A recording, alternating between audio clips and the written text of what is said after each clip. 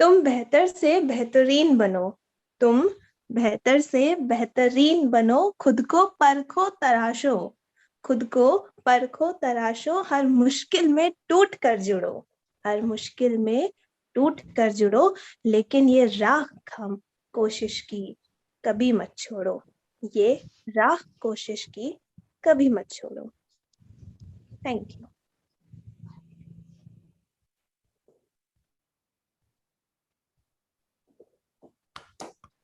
Very good, Ayushi, and I will request all of the participants to switch on the camera if they are speaking. And if possible, other one can also switch on so that the presence can be ascertained.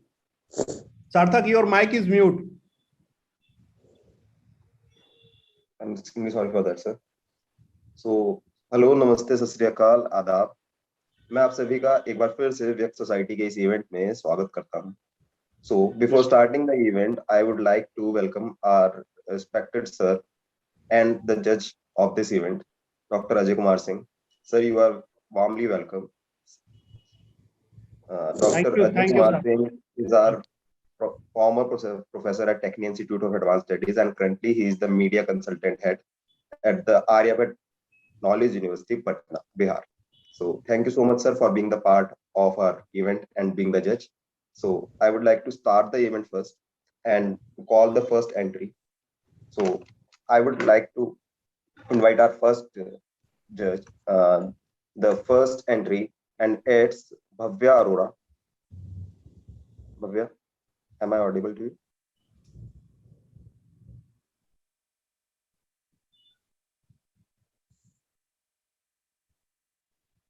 You are audible, Sarthak.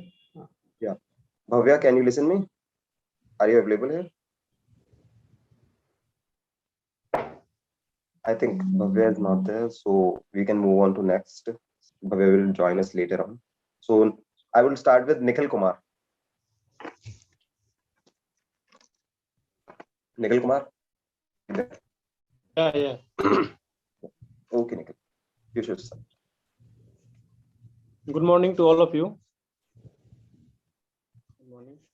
हालांकि इसमें समय तो बहुत कम है और ज्यादा गुफ्तगू करने की गुंजाइश है नहीं, लेकिन फिर भी मतलब मैं ये कहना चाहता हूँ कि जो लोग साहित्य के साथ ज्यादा हद तक जुड़ जाते हैं, जो उस तरह से फॉर्मली तरह से जुड़ते हैं, उनको दुनिया मतलब ये समाज अपने खांचे से खारिज कर देती है। तो मैं उसी परिप्रेक्ष्य में कुछ ये अपनी कविता या कुछ मेरी लाइनें हैं जो मैं सुनाना चाहता हूँ। Then I start? Sure, Nikhil, sure. Introduce yourself from where you are. I am from Bihar and I am studying in AKU University, Center of Excellence, SJMC Institute. I am a student of mass media and I am also a student of our judge, Dr. Ajay Kumar Singh. So that's a great thing. Now, we all sir, are students of Aditya. So you should start. Okay. Nikhil. Okay. ये मेरी कुछ लाइनें हैं, कुछ कविताएं हैं, तो मैं सुनाना चाहता हूँ। ये लाइनें यहाँ शुरू होती है। मैं कविता पढ़ता हूँ, मैं कविता पढ़ाता हूँ, मैं कविता पढ़ता हूँ, मैं कविता पढ़ाता हूँ, मैं कविता सुनता हूँ, मैं कविता सुनाता हूँ, मुझे सब पागल कहते हैं। मैं कविता पढ़ता हूँ, मैं कविता पढ़ाता हूँ, मैं कविता सुनता हूँ, मैं कविता सुनाता हूँ, मुझे सब पागल कहते हैं। न मैं जहां की सुनता हूँ, न मैं जहां की करता हूँ, मैं खुद की सुनता हूँ, मैं खुद की करता हूँ, मुझे सब पागल कहते हैं। मैं दिल की सुनता हूँ, मैं दिल की सुनाता हूँ, मैं दिल की सुनता हूँ, मैं दिल की सुनाता हूँ, मुझे दिलवाले सुनते हैं, वो मुझे शायर कहते हैं, मैं उनके दिल की कहता हूँ, मुझे सब पागल कहते हैं। मैं प्याले की कहता हूँ, मैं पायल की सुनता हूँ, मैं प्याले की कहता हूँ, मैं पायल की सुनता हूँ, मुझे सब पागल कहते हैं। मैं धरा की कहता हूँ, मैं धड़कन की सुनता हूँ, मुझे सब पागल कहते हैं। मैं पेड़ों की कहता हूँ, मैं पत्तों की सुनता हूँ, मैं पेड़ों की कहता हूँ, मैं पत्तों की सुनता हूँ, मैं बचपन की कहता हूँ, मैं बच्चों की सुनता हूँ, मुझे सब पागल कहते हैं। मैं सूरत की कहता हूँ, मैं सीरत की सुनता हूँ, मैं सूरत की कहता हूँ, मैं सीरत की सुनता हूँ, मैं पत्थर की कहता हूँ, मैं पर्वत की सुनता हूँ, मुझे सब पागल कहते हैं। हाय मुझे पागल ही पागल कहने में दुनिया पागल हो गई। अब मैं पागल की कहता हूँ, अब मैं पागल की सुनता हूँ, मुझे सब पागल कहते हैं। तो अगर समय होगा तो मैं एक गजल भी सुनाना चाहूंगा, अगर समय नहीं हो तो फिर कोई बात नहीं। Nikhil, your time limit is just 2 to 4 minutes. So if your ghazal will be completed within that, so it will be good, or otherwise there will be a negative mark. Just take 2 minutes much, मतलब 2 minute से ज्यादा नहीं लगेंगे। Okay, sure. You can go for it.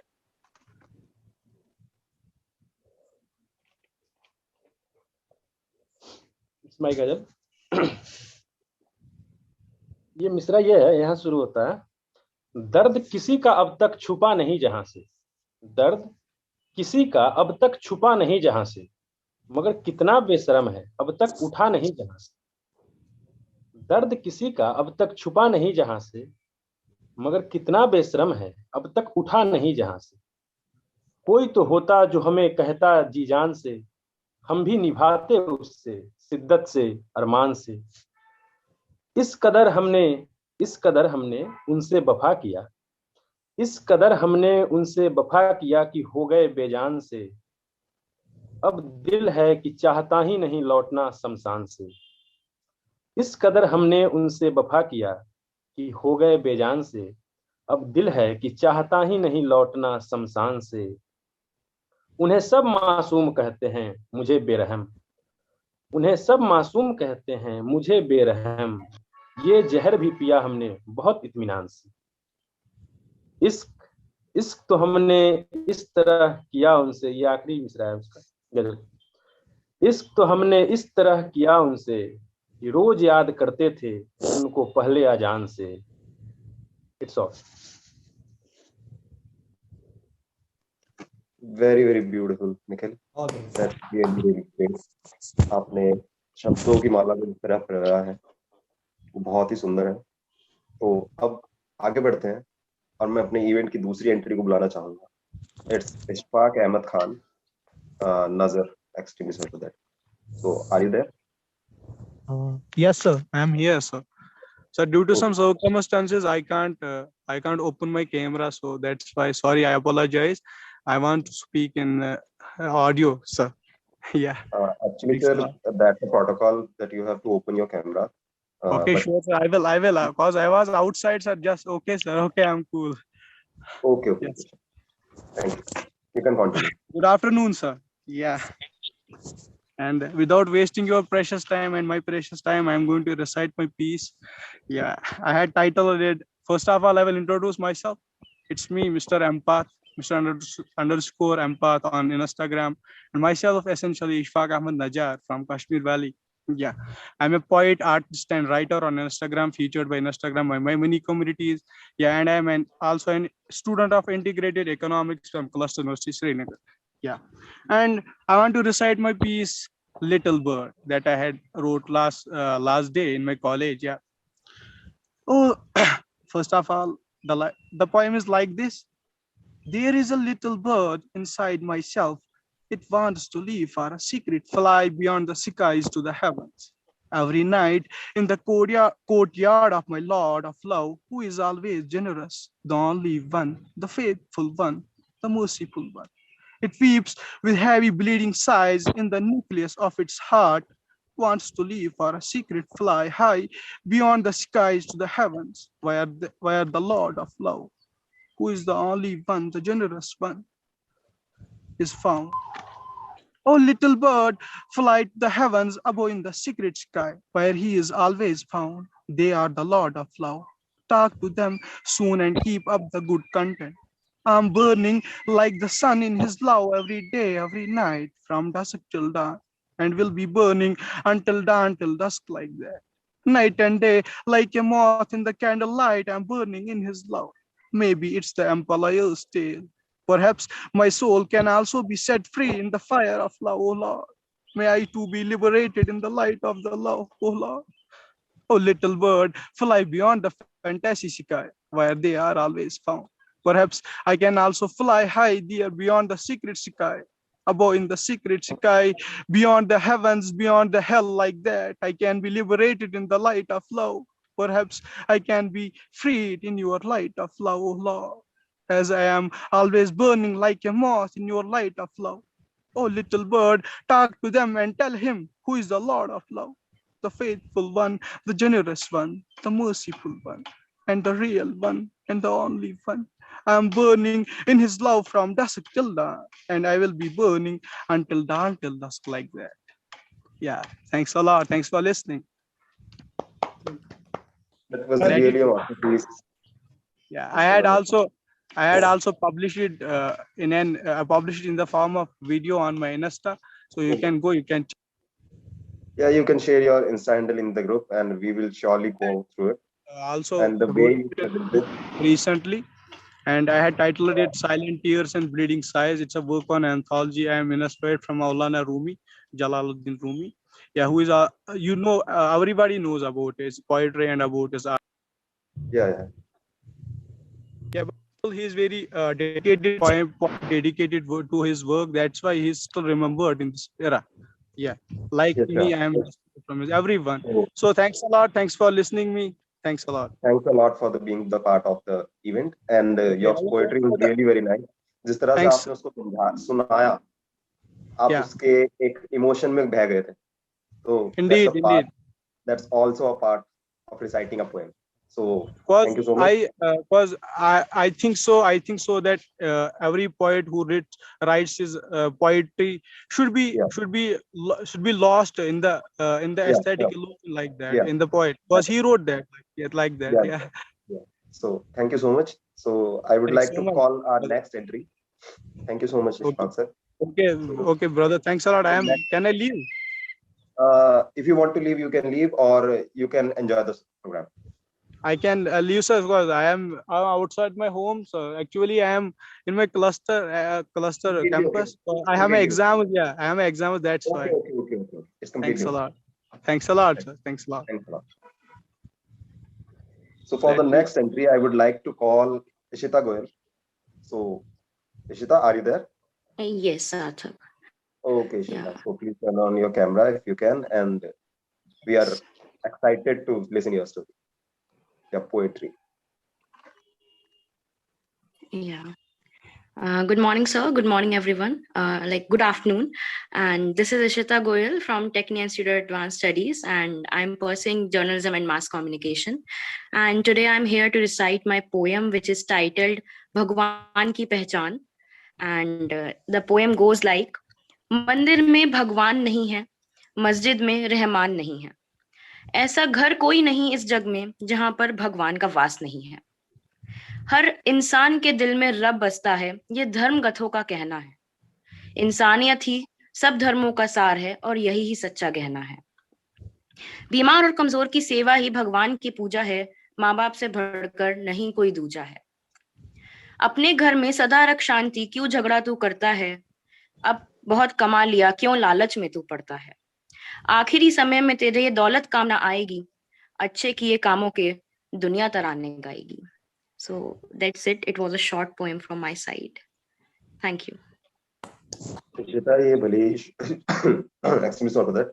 Ishita, भले ही short हो, but आपका message काफी deep था. और the way you started and the message you gave कि हर घर में भगवान है. Yes. चाहे वो अल्लाह हो, रहमान हो या फिर. That's why I in first line I included कि मंदिर में भगवान नहीं है, मस्जिद में रहमान नहीं है. Yeah, exactly. So that's a great thing. So thank you for being the part of the event, and thank you. Thank you. And also I would like to leave now because I have to go. I have an appointment with doctor. So I'm sorry I'll not be there in the event now. Best of luck for your appointment. Thank you. Yeah, thank you. Thank you. So I would like to call our next entry for the poetry, and that is Manya Grover. So Manya, are you there? Yes, I'm here. I'm audible? Yeah, Manya, you are audible. Can you please turn on your camera? Yeah, sure. Just a second. Am I visible? Yeah, you are visible. Okay, so good afternoon, everyone. This side Manya Grover from Technion Institute of Advanced Studies.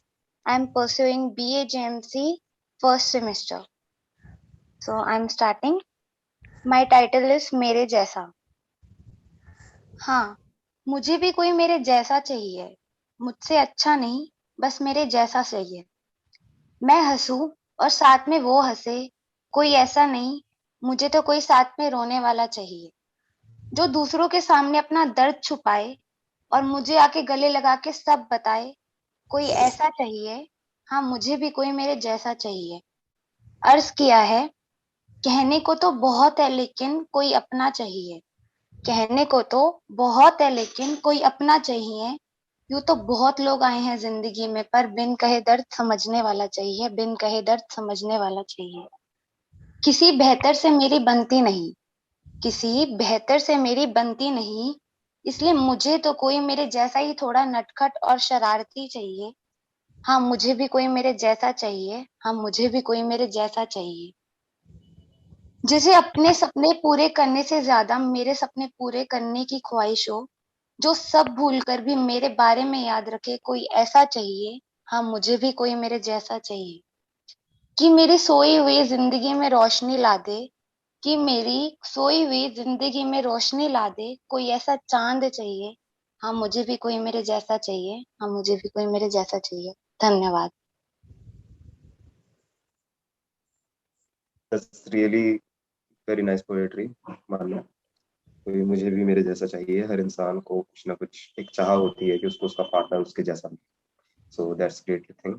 सो मैं एक बार Ajay sir को भी कहना चाहूंगा कि sir आप अपने views दें कि आपको कैसा लग रहा है अभी तक सबकी पोएट्री सुनकर, एंड मान्या की पोएट्री आपको कैसी लगी? पिछली बार की जो याद है अभी तक मेरे जहन में तरोताजा है, और वो इतना आउटस्टैंडिंग सब कुछ रहा था। और मैं बार बार, आप लोग जब बोल रहे हैं तो लग रहा है कि ये बच्चे कितने अच्छे लिखते हैं। मान्या का जो अभी चल रहा था, चाहे वो जो नजर था कश्मीर से, अब सोचिए हम लोग की कश्मीर के परसेप्शन कुछ और है, वो कुछ और बता रहा है ना। हम जी लोग सर। उसको कुछ और दृष्टि से देखते हैं, और वहां के लड़कों की कुछ और फीलिंग है। मान्या अभी एकदम टेंडर एज की है, और उसके सपने कैसे कैसे, इतनी उसके विचारों में जो परिपक्वता है या जितनी गंभीरता है, और उसको अपनी चॉइसेस के बारे में भी पता है। ये पता होना ही सबसे बड़ा ज्ञान है, कि आपको पता ही नहीं होता आपको मतलब कि आपकी फीलिंग्स क्या है, तो अपनी फीलिंग को शब्दों में उतारना। तो मैं तो हमेशा आप लोग के बीच में इसीलिए रहना चाहता हूँ कि मुझे भी एनर्जी मिलती है, और मैं भी फिर अच्छा कर पाता हूँ जहाँ भी क्रिएटिव वर्क है। तो बहुत अच्छा जा रहा है Sarthak, very good, very good organising. बहुत बहुत शुक्रिया सर। तो अब इतनी सारी पोएट्री की एंट्रीज के बाद अब मैं स्टोरी टेलिंग के लिए भी बुलाना चाहूंगा। तो I would like to call Shubham Garg. Shubham, क्या आप यहाँ पर हैं? Hello, am I audible? Hi, Shubham. Yeah, you are audible. Hello, Shubham. Hello. So you can start. Okay, all right. So my name is Shubham Garg and I am currently working at Dare to Compete. My story is called फिर से उड़ चला। मैं उड़ना चाहता हूँ, दौड़ना चाहता हूँ, गिरना भी चाहता हूँ, बस रुकना नहीं चाहता। ये जवानी है दीवानी का बनी। सन 2013 में ये मूवी रिलीज हुई और इसने मेरे दिल को झकझोर कर रख दिया। एक हफ्ता लग गया इसे जहन से निकालने में, निकली भी तो ऐसे कि दिल में गहरा रंग छोड़ दिया। फिर 2015 में ही तमाशा, और एक बार फिर मेरे जहन में भौकाल मच गया। जहां Yeh Jawaani Hai Deewani was my dream world, Tamasha was going to be my reality. बनना मैं बन ही चाहता था, लेकिन पढ़ाई में 10 to 7 कॉर्पोरेट कबूतर वेद बनने के लिए कर रहा था। पर ना तो मेरे पास नैना थी और ना ही तारा, जो मेरी इस कॉम्प्लिकेटेड सी दुनिया को थोड़ा सा सॉर्ट कर दे। बीटेक करने दिल्ली से जयपुर गया। हॉस्टल लाइफ को एक्सपीरियंस करने के ख्याल से ही अलग खुशी छाई हुई। कॉलेज में आ गए और जैसे तैसे इंट्रोडक्शन और रैगिंग के बीच के ग्रे एरिया को भी क्रॉस कर ही दिया। और क्योंकि इंटरनेट पहली बार इतना खुला एक्सेसिबल हुआ था, तो ढेर सारी मूवीज डाउनलोड करी। कॉलेज के 4 साल एक दिन में 2-3 मूवीज देखकर निकाले। जहां कुछ बच्चे पढ़ाई में दिन रात लगे रहते थे, मेरा तो बिग बॉस और मूवीज देखे बिना चलता ही नहीं था। भूमिया मिट्टू नहीं बन रहा हूँ, पर जैसे मुझे अच्छे मार्क्स आने का तरीका पता चल गया था, कॉलेज में टॉपर्स की लिस्ट में आ गया। मम्मी पापा खुश, और उस टाइम तो मैं भी। लेकिन तब धीरे धीरे मेरे सपने शेप ले रहे थे। मैं street play, stage play explore करने लगा था। तब समझ में आने लगा कि मैं इंजीनियर तो नहीं बनना चाहता, क्या बनना चाहता हूँ वो पता नहीं। पर अब इतनी फीस दी है और मार्क्स भी अच्छे आ रहे हैं, तो खत्म तो कर ही लेते हैं। कॉलेज में पढ़ाकू और शरीफ बच्चा बना रहा। एक तरफ मेरे कुछ दोस्त जहाँ खूब पैसे उड़ाते थे, दूसरी ओर मैं, जिसे मेस में गंदा खाना बना होने पर भी कैंटीन से कुछ भी खरीदने के लिए 2 बार सोचना पड़ता था। पैसों की कमी नहीं, पर वैसे ही कॉलेज की फीस इतनी थी, नेसेसिटी से ज्यादा कुछ भी खर्च करने पर बहुत गिल्ट होता था भाई को। अब जयपुर बिना ज्यादा एक्सप्लोर किए कॉलेज भी खत्म होने को आ गया। वो क्या है ना, वक्त रुकता नहीं, बीत जाता है और हम अर्ज हो जाते हैं। लास्ट सेमेस्टर में ऑन कैंपस प्लेसमेंट हो गया, सोचा अब तो लाइफ सेट हो गई। इंटर्नशिप की और उसके बाद ही अपनी ठीक ठाक सैलरी वाली नौकरी छोड़कर उदयपुर से वापस दिल्ली आ गया। रीजन, टेक्निकल फील्ड जमी नहीं रही थी, पर मेरे पास बहाना भी था कि मेरे घर वाले चाहते हैं कि मैं दिल्ली में ही नौकरी करूं। मुझे तो पता था 4 साल की पढ़ाई सब गई पानी में। दिल्ली में 2-3 महीने में इंटर्नशिप मिल गई, 7 महीने बाद वो खत्म और मैं जॉबलेस। वही कहानी फिर एक बार, मजनू ने लिए कपड़े फाड़, देख तमाशा बीच बाजार। टीवी पे रियलिटी शोज में दूसरों के सपने देखकर बड़ा हुआ, तो मेरे सपने कहाँ रुकने वाले थे। तो जहां मेरे सपने एक तरफ आसमान छू रहे थे, मेरे घर वालों के अरमान जो उनके घर के इकलौते इंजीनियर से थे, वो ज्यादा उफान ले रहे थे। समझ में नहीं आ रहा था क्या करूं, what career path, technical non technical. Mummy कह रही है जिस चीज की पढ़ाई करिए उसी में नौकरी कर लो, उसके बच्चे को महीने के 90,000 मिलते हैं। मम्मी, इंजीनियरिंग में भी अलग अलग स्पेशलाइजेशन होती है, मेरी वाली में इतने नहीं मिलेंगे। वहीं पापा कह रहे हैं एमबीए कर लो, और वहीं रिश्तेदार अपनी उंगली के बिना बाज ना आते हुए समझा रहे हैं कि गवर्नमेंट जॉब्स के एग्जाम दो, बैठे बिठाए पैसे मिलते हैं, मेहनत कम, छुट्टी और पैसे ज्यादा। पर ना ही मुझे एग्जाम्स के लिए और पढ़ना था और ना ही गवर्नमेंट जॉब करनी। 22 तक पढ़ाई, 25 पे नौकरी, 26 पे छोकरी, 30 पे बच्चे, 60 पे रिटायरमेंट और फिर मौत का इंतजार। धत, ऐसी घिसी पिटी लाइफ थोड़ी ना जीना चाहता हूँ। लड़ झगड़ कर जैसे तैसे मैंने थिएटर ज्वाइन किया, कुछ ऑडिशंस दिए, पर बहुत सारा रिजेक्शन हाथ लगा।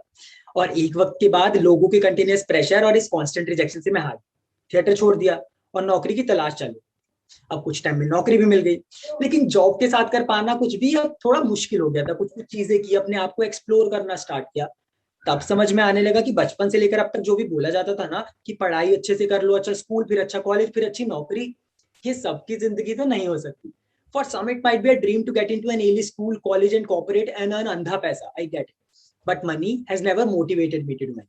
And it is different for every human being. Totally fine. But then I accepted the fact कि जॉब तो करनी है, चाहे जितने भी टाइम के लिए, थोड़ा पैसा तो जोड़ना होगा for any the future plan of yours. तो अभी नौकरी चालू है। अब पैसे खर्च करने से पहले गिल्ट नहीं होता, क्योंकि खुद की कमाई। कुछ कुछ चीजें करता रहता हूँ और कुछ कर दिखाने की चुल अभी भी बरकरार है। और देखो तो, बॉम्बे जाकर पहली बार सपनों को महसूस करने का मौका भी मुझे मेरी जॉब से मिला। अभी अपने आप पे काम जारी है, हौसला कायम है, और मुझे यकीन है कि देर लगेगी लेकिन होगा जरूर। क्योंकि मेरे हिसाब से ना, प्रैक्टिकलिटी से परे एक सपनों की दुनिया होती है, जिसे वही लोग हासिल कर पाते हैं जो सपने देखने की हिम्मत करते हैं। जहां ये जवानी दीवानी और तमाशा ने एक तरफ सेक्रीफाइसेस करना सिखाया, तो दूसरी तरफ सपने देखना भी सिखाया। अगर बनी और वेद नहीं होते तो शायद मैं अपनी 10 to 7 जॉब से ही खुश होकर रुक जाता। पर मैं तो उड़ना चाहता हूँ, दौड़ना चाहता हूँ, गिरना भी चाहता हूँ, बस रुकना नहीं चाहता। Thank you. So Shubham, speechless completely. Thank you so much. ये जवानी है दीवानी, तमाशा, रॉक स्टार, और I can say Bombay Velvet. मैं तो being a Ranbirian, so completely I'm mad about him. So I can feel this. So बस इतना ही कहना चाहूंगा कि कहीं पर पहुंचने के लिए कहीं से निकलना बहुत जरूरी होता है। सही टाइम पर कट लेना चाहिए, वरना गिले शिकवे होने लगते हैं। और आपने सही टाइम पर कटने का अपना डिसीजन लिया, और अपनों को ड्रीम्स के लिए सैक्रिफाइस करना, उसकी पावर आप में है, वो आपने वो दिखाई। So that's a great thing. और आपकी स्टोरी सुन के तो I feel, I think I am listening to my self.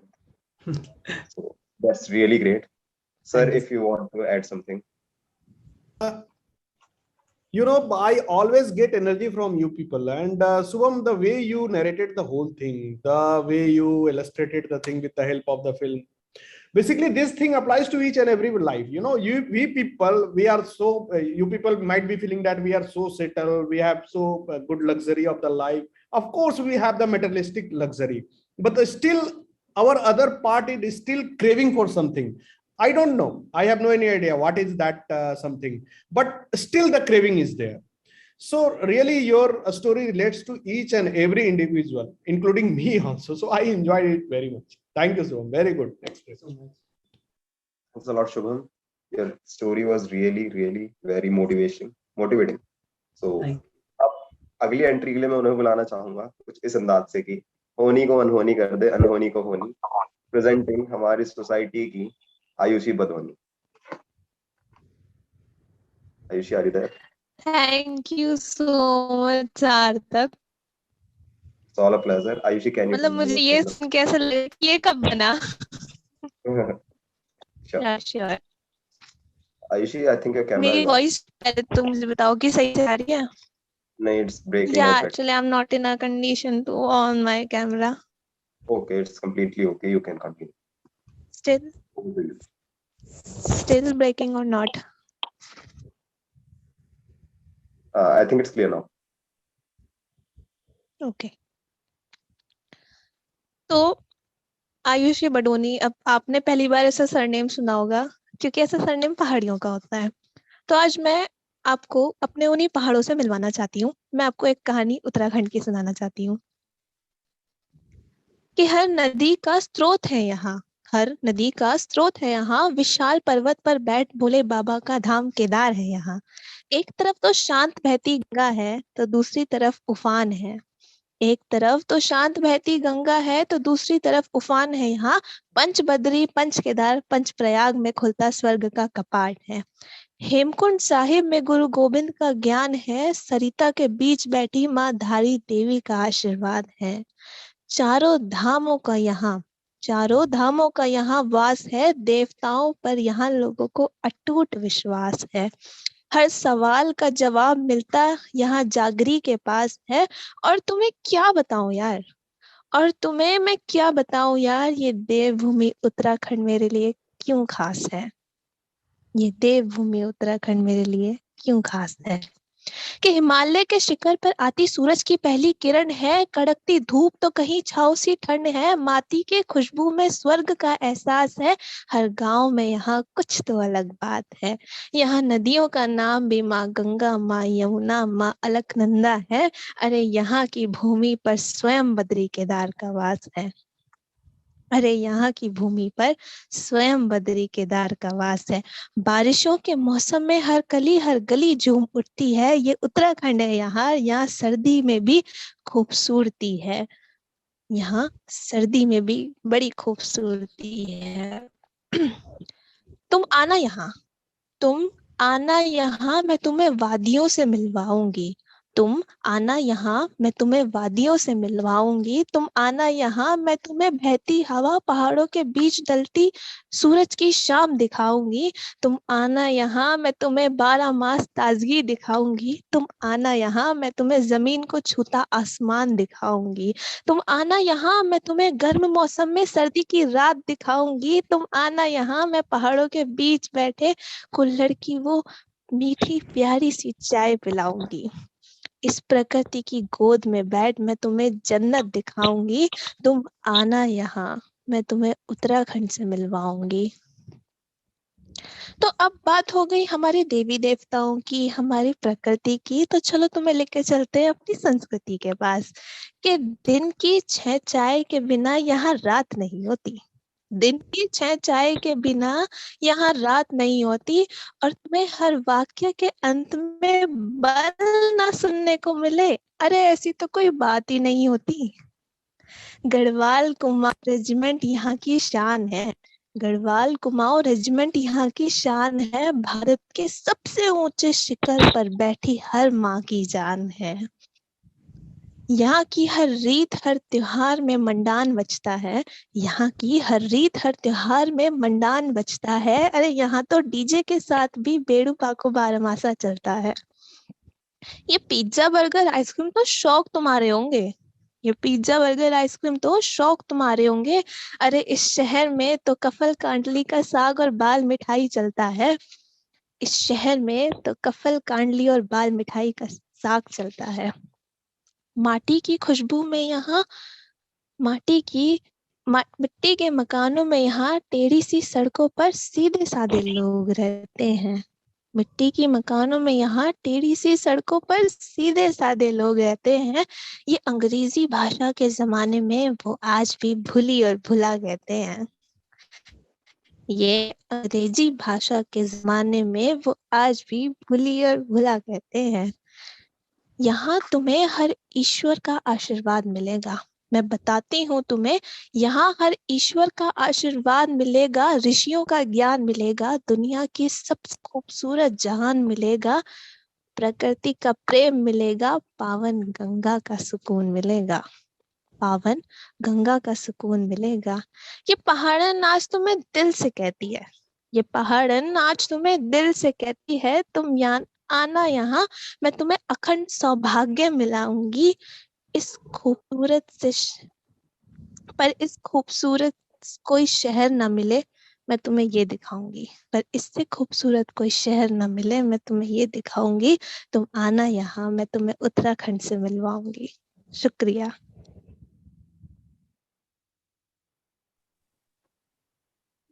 बहुत अच्छा आयुषी, पिछली बार की तरह इस बार भी तुम्हारी प्रस्तुति बहुत अच्छी रही।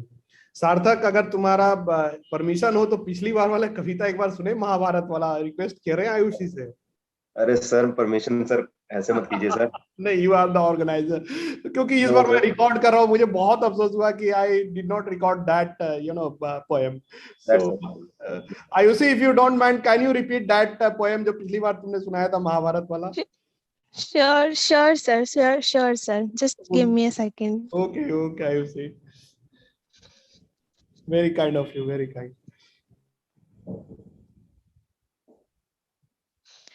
Okay, तो यहाँ पे मेरी पोइट्री का नाम है भगवत गीता। तो मैं उसके बारे में, अगर किसी ने नहीं सुनी तो शायद इस पोइट्री के माध्यम से वो थोड़ा बहुत उसको सुनकर समझ सकेंगे कि एक्चुअल में वहाँ क्या सीन हुआ था। तो मैं शुरू करती हूँ कि तुम्हारे हर सवाल का जवाब यहाँ लिखा है। तुम्हारे हर सवाल का जवाब यहाँ लिखा है। इस एक किताब में संसार भर का ज्ञान छिपा है। एक बार पढ़कर तो देखो, एक बार पढ़कर तो देखो, हर अंधेरे के बाद निकले नए सूरज का राज यहाँ मिला है। तुम्हारे हर सवाल का जवाब इस एक किताब में लिखा है। कि विश्व के कल्याण में उठे पहुंचे सब कुरुक्षेत्र थे, विश्व के कल्याण में उठे पहुंचे सब कुरुक्षेत्र थे। धनुष बन तलवार लिए नग्न पांव सैनिक बड़े, महासमर में खड़े हुए वो सब रक्त को ललासित थे, महासमर में खड़े हुए वो सब रक्त को ललासित थे। व्यू रचना किए सब एक पुकार को प्रतीक्षित थे। एक तरफ पितामह गुरु द्रोण खड़े, एक तरफ पितामह गुरु द्रोण खड़े, तो दूसरी तरफ पांडव थे और पार्थ के रथ को दिशा दिए वहां तो स्वयं निशस्त्र श्री कृष्ण रहे। और पार्थ के रथ को दिशा दिए वहां स्वयं निशस्त्र श्री कृष्ण रहे। महासमर में गूंज उठी वो माधव का शंखनाद था, महासमर में गूंज उठी वो माधव का शंखनाद था। गूंज सुनी पंचजन्य की वो माधव ने विजय को किया अपने पक्ष में था। पंचजन्य माधव का जो शंख है वो था। तो जब उन्होंने वो बजाया तो उसकी जो इतनी ज्यादा साउंड थी, उसको देखकर ऐसा लग गया था कि जो विजय है वो पांडवों के पक्ष में है, और जहाँ स्वयं श्री कृष्ण है वहां तो धर्म ही धर्म है। तो गूंज सुनी पंचजन्य की, माधव ने विजय को किया अपने पक्ष में था, पर आर्यवर्त को रणभूमि में देख अर्जुन कुछ तो व्याकुल सा हुआ। अपनों पर ही बाण चलाए और इतना भी का क्या कायर हुआ, विचलित मन से भाव कहे और माधव की तरफ मुड़कर कहा, ये पिता मैंने बड़ा किया, ये पिता मैंने बड़ा किया, गुरुद्रोण ने शिक्षा दी, माँ गांधारी ने पाला पोसा, ये शस्त्र उठाने की मैंने कैसे दुष्यता करी, ये शस्त्र उठाने की मैंने कैसे दुष्यता करी। मैं क्षमा करता हूँ पाप सारे, मैं क्षमा करता हूँ पाप सारे, पर परिवार मारकर सिंहासन स्वीकार नहीं। नम आंखों से गांडीव छोड़ अर्जुन ने ऐसी वचन कामना करी। नम आंखों से गांडीव छोड़ अर्जुन ने ऐसी वचन कामना की, ना उठा पाऊंगा मैं ये शस्त्र स्वयं काल को अर्पित करूं, ना उठा पाऊंगा मैं ये शस्त्र स्वयं काल को अर्पित करूं, पर ना करूंगा मैं ये युद्ध, मैं माधव तुमसे इतनी विनती करूं, मैं माधव तुमसे इतनी विनती करूं। अब जब माधव ने अर्जुन की ये सारी बातें सुनी कि वो इतना विचलित हो गया है, तो उनको कहीं ना कहीं गुस्सा भी आया, लेकिन कहीं ना कहीं वो हंसे भी कि यार, अब उन्होंने बोला कि अपने मन में, वो ये सुनिए कि मन ही मन मुस्कुराए मोहन, मन ही मन मुस्कुराए मोहन, बोले ये भी तो मेरी शिक्षा है, और पार्थ को पार्थ दिखाना ये भी तो मेरा कर्तव्य है।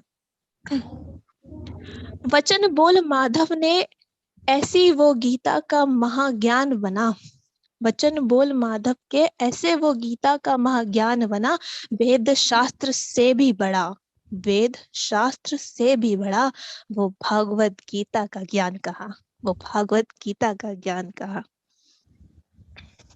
पर माधव को अर्जुन पर गुस्सा था, तो पहले उन्होंने अपना गुस्सा प्रकट करा और फिर गीता का ज्ञान कहा से कि मुझे बताते तुम, मैं संवाद नहीं करता, मुझे बताते तुम, मैं संवाद नहीं करता, तुम पांचों के खातिर मैं विवाद नहीं करता, पांचाली का वस्त्र हरण देख दुशासन के हाथ नहीं कांपे, अरे कुल वधु के साथ क्रूरता देख पितामह का महान नहीं हुआ।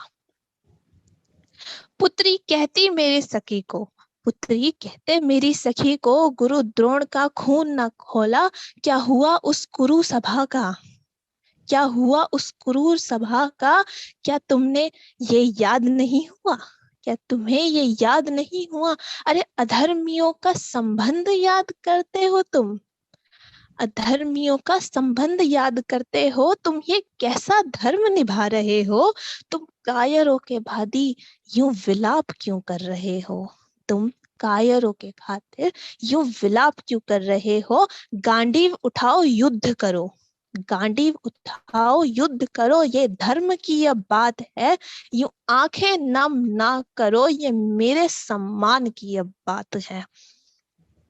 अब माधव ने इतनी इतने स्ट्रांगली अर्जुन को जब ऐसे बोला तो अर्जुन और घबरा गया कि माधव की बातें सुन अर्जुन थरथर कांप उठा, माधव की बातें सुन अर्जुन थरथर कांप उठा, क्या करूं मैं एक एक कर प्रश्न माधव से करता रहा, क्या करूं मैं एक एक कर ये प्रश्न माधव से करता रहा, कि सांख्य योग का ज्ञान दिया, आप यहाँ से थोड़ा ध्यान से सुनिएगा, कि सांख्य योग का ज्ञान दिया शरीर को वस्त्र कहा, सांख्य योग का ज्ञान दिया शरीर को वस्त्र कहा, कर्म योग करना सिखाया और हर कर्म को समर्पित करा, ध्यान योग से नेत्र खोले, ध्यान योग से नेत्र खोले और कहा केंद्र तुम मुझ पर स्थापित करो, और कहा केंद्र तुम मुझ पर स्थापित करो, भगवत प्राप्ति का मार्ग बताकर अब खुद को मुझ पर अर्पित करो,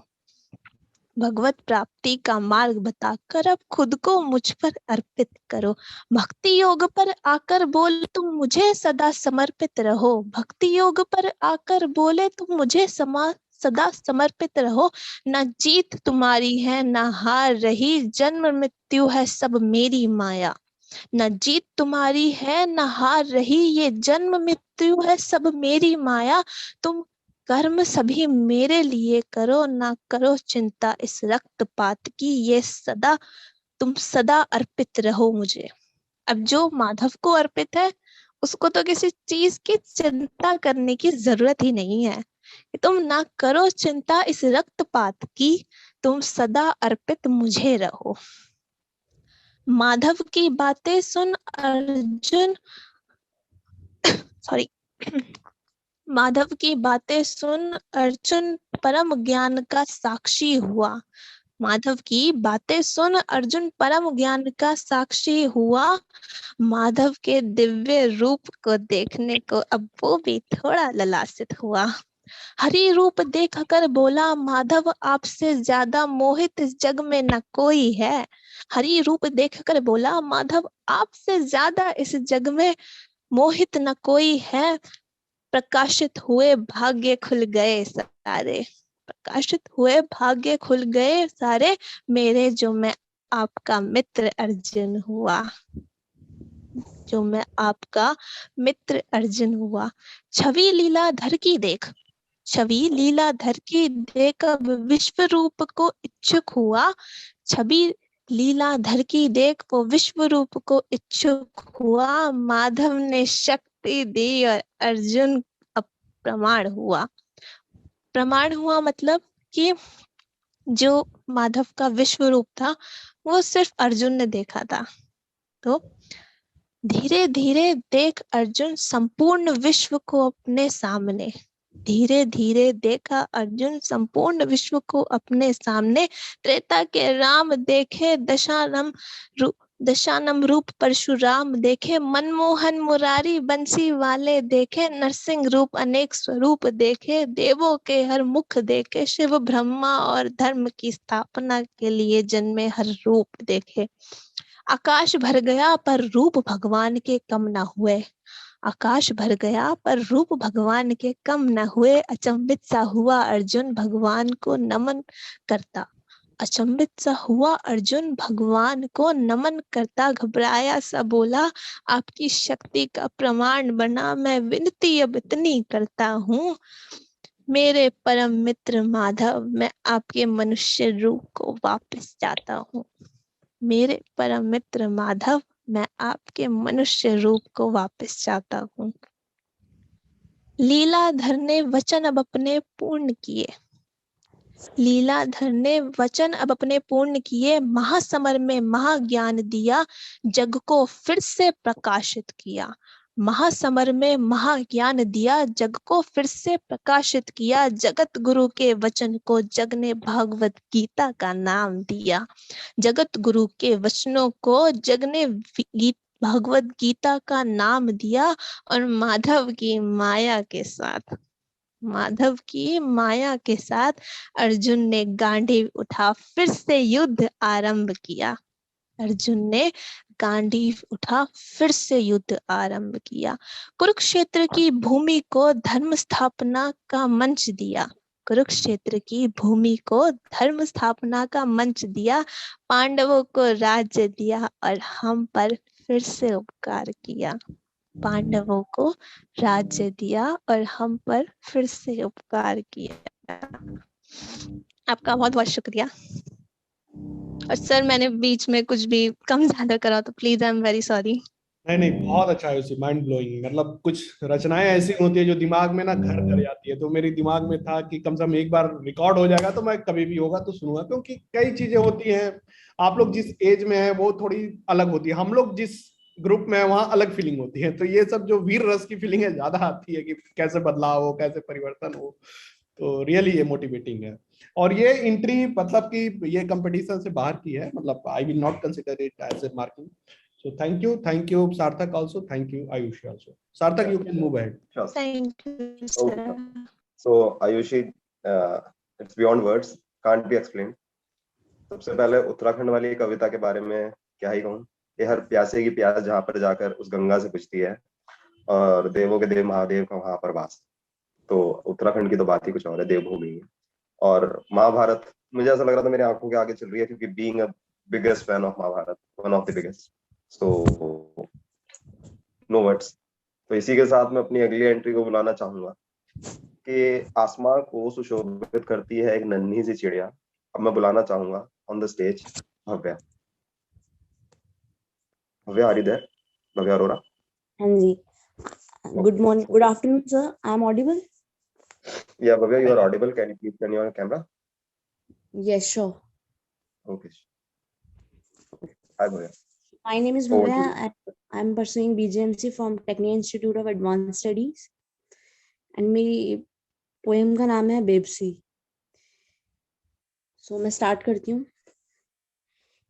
एक खाली कोने में वो लड़की आज भी बड़ी चुप सी बैठी है, बेबस है उसका मन और दिल में शोर लिए बैठी है। कहना बहुत कुछ चाहती है पर शायद कुछ बोल नहीं पा रही है। दिल में बहुत कुछ है उसके पर उसकी जुबान पर लफ्ज ही नहीं है। रोना तो चाहती है बहुत पर उसकी आंखों में एक भी आंसू नहीं है। कोई सुन ले उसकी खामोशी, इसलिए आज भी बड़ी चुप सी बैठी है। कोई पढ़ ले उसका मन, इसलिए आज भी दिल में तूफान लिए बैठी है। कोई पढ़ ले उसकी आंखों को, इसलिए आज भी अपनी आंखें नम किए बैठी है। चीखना चाहती है बहुत, चिल्लाना भी चाहती है, अपने दिल के हर जख्मों को बाहर निकालना चाहती है। फिर भी ना जाने क्यों इतनी मायूस बैठी है, फिर भी ना जाने क्यों इतनी बेबस बैठी है। धन्यवाद।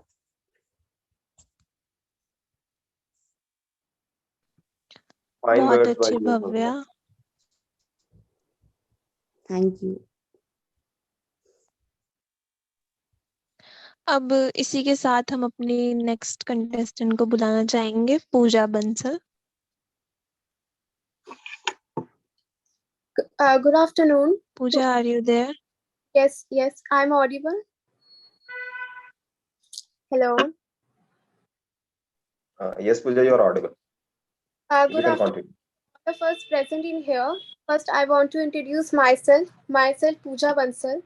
I am pursuing BGMC course first semester. मेरी कविता का शीर्षक है अपनेपन का एहसास। कहते हैं अपना गम बयां नहीं किया जा सकता, मगर कहते हैं ना जुबान पर आ जाते ऐसे दो शब्द जो छिपाए ना छिपे अपनी खामोशी लफ्ज पर आ ही जाती है, और हम अपनी खामोशी उसी से बयां कर पाते हैं जिससे हमें अपनेपन का एहसास हो। चाहे वो शख्स कितना ही दूर रहता हो, दूरियां नहीं देखी जाती, एहसास देखा जाता है जिससे हमें अपनेपन का एहसास हो। गम मैं पी जाती हूँ, चेहरे पर आ जाती ऐसी शिकन, रोक ना पाती, दिल का हाल वही जान सके जिससे अपनेपन का एहसास होता हो। फिक्र करे हुई जो दिल का हाल जान सके, आंसू एक सहारा है गम मिटाने का। कहते हैं ना रोने से मन हल्का हो जाता है, लेकिन आंसू बहाने से कोई अपना नहीं होता, जो दिल से प्यार करे वो कभी रोने नहीं देता। Thank you for listening. Hello. Yes, Pooja, you are audible. Yes. बहुत खूबसूरत कहा पूजा आपने, बहुत ज्यादा खूबसूरत। Thank you. लिटरली आंसू बहाना आसान नहीं होता। Yes. So let's move on to इसी our के साथ next. अब पोइट यस Yeah. सार्थक। So let's move on to our next entry, and that is Himanshi. So Himanshi, are you there? Yeah, am I audible? Yeah, you are audible. Yeah, it's Over to Himanshi. you. I'm pursuing BGMC from Techno Institute of Advanced Studies. My topic of poetry is और साथ में थे हम। सुनो, मैं कुछ कहना चाहती हूँ, सुनो, मैं कुछ बयां करना चाहती हूँ, सुनो, मैं उस महफिल की बातें करना चाहती हूँ, सुनो, मैं साथ आना चाहती हूँ। वो बारिश की नमी और फिर वो छटती हुई सूरज की किरण, हाथ में गर्मा गर्म चाय और साथ में थे हम। वो उड़ते हुए पंछी, वो चहचहाती हुई चिड़िया, आती हुई लहरों की आवाज और साथ में थे हम। वो देर रात की चांदनी और वो टिमटिमाते तारों की छाएं, एक ही था सिगार और साथ में थे हम। वो घमासान बारिश, वो कड़कती हुई बिजली, एक ही था बिस्तर और साथ में थे हम। जब महफूज थी वो बातें और बेबस था वो मन, तब भी साथ में थे हम। मेरा वो पहला प्रदर्शन, तुम्हारी वो पहली जीत, मौजूद थे बहुत लोग पर साथ में थे हम। गहनों से लथपथ मैं, भारी सा वो लहंगा, सफेद उसकी शेरवानी, आंखों में मेरी आंसू, एक ही था मंडप, उस दिन से ना जाने कहाँ चले गए तुम। Thank you.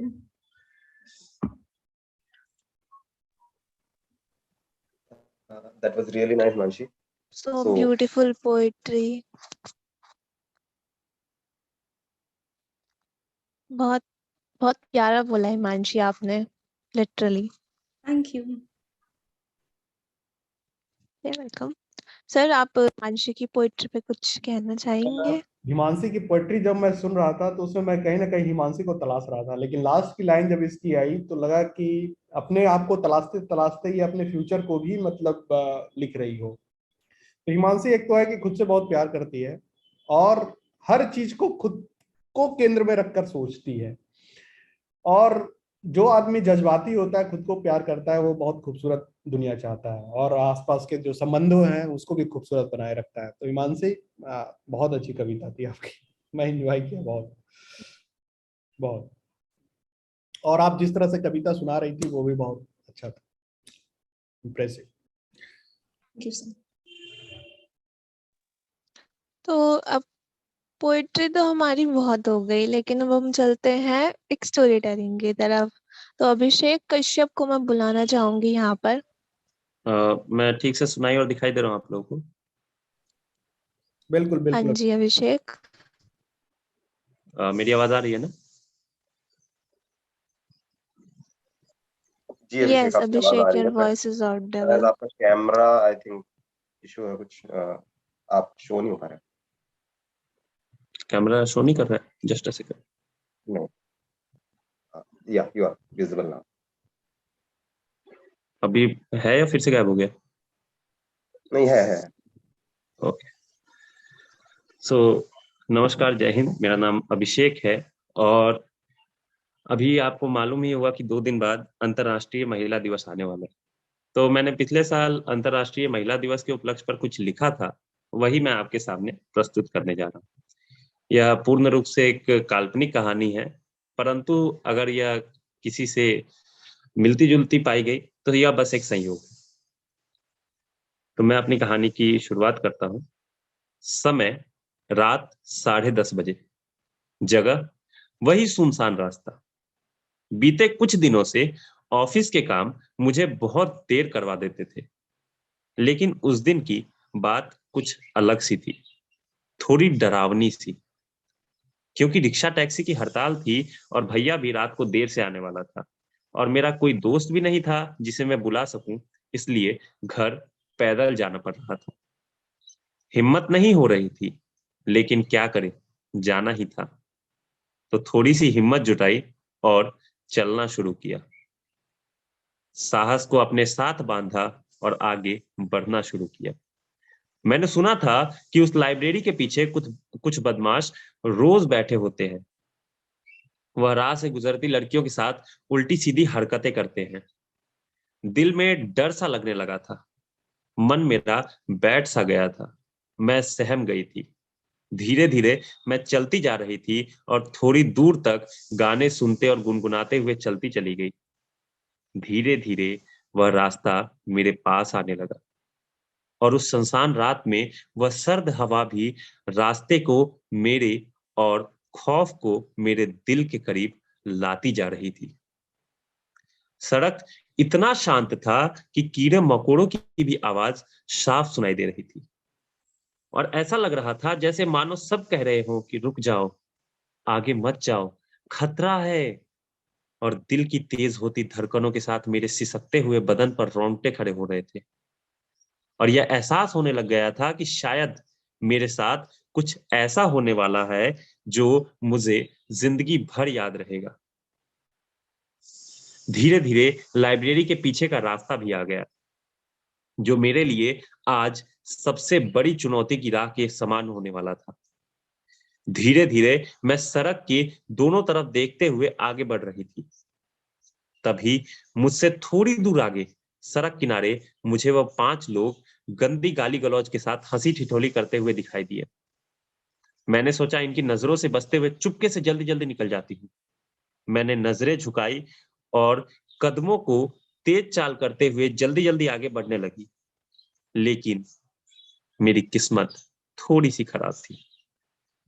उनमें से एक की नजर मेरे ऊपर पड़ गई और उनके मुंह से वही भद्दी बात निकली, देखो भाई, क्या माल जा रही है, रोक रोक रोक रोक रोक, उसको रोक, एक ने कहा। मेरा मन ठिठक गया और मैंने अपनी रफ्तार और तेज कर दी, लेकिन वह 5 दौड़ते हुए आए और सबने मुझे घेर लिया और उनमें से एक ने कहा, ओ मैडम, किधर जा रही हो, हमें भी साथ ले चलो। मैंने निकलने के कई प्रयास किए, लेकिन विफल रही। मैं कितना भी कुछ करूं, वहां से निकल नहीं पा रही थी और उन 5 ने शराब पी हुई थी और उनमें से एक हवा में शराब की बोतल घुमा रहा था, जिसके छींटे मेरे ऊपर आकर गिर रहे थे, जो मुझे इतना घृणित कर रही थी कि मैं बता नहीं सकती। इसके बाद उन लोगों ने मेरे ऊपर उल्टी सीधी टिप्पणी करनी शुरू कर दी। कोई मेरा बैग खींच रहा था तो कोई मेरे गाल और शरीर के अंग को छू रहा था। 5 मेरी ओर आगे पीछे घूमने लगे और उनमें से एक ने मेरा हाथ पकड़ लिया। मैंने छुड़ाने की कोशिश की तो उसने कस के दबाकर जोर से झटका दिया।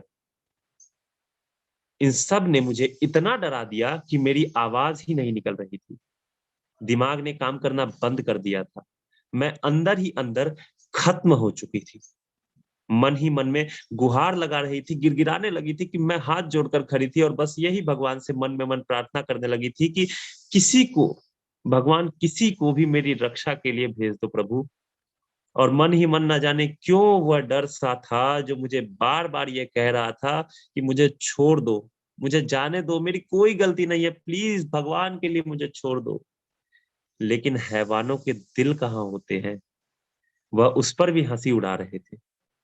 दरिंदगी भरी आंखों से वह मुझे देखने लगे और मैं रोते हुए उन मन से हार मानने लगी थी कि तभी अचानक मेरे पिता का चेहरा मेरी आंखों से बहते हुए आंसुओं की धार से निखरते हुए मेरे मन को छूने लगा और वह मेरे सामने घूमने लगा और मुझे उनकी वह बात आई जो उन्होंने मुझे याद दिलाई थी। उन्होंने कहा था, तू फौजी की बेटी है, हमेशा याद रखना, तेरे बाप ने कभी डरना और पीठ दिखाना नहीं सीखा है। आखिरी दम तक हर गलत से लड़ना है, अंजाम चाहे जो भी हो, लेकिन उससे डर कर भागना नहीं है।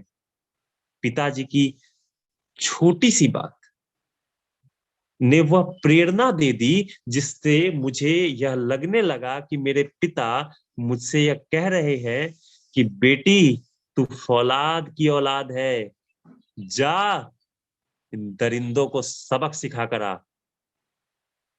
कुछ ही पल में मेरे अंदर सोया हुआ वह योद्धा जाग गया जिसको सालों से कभी स्फूर्ति मिली ही नहीं थी।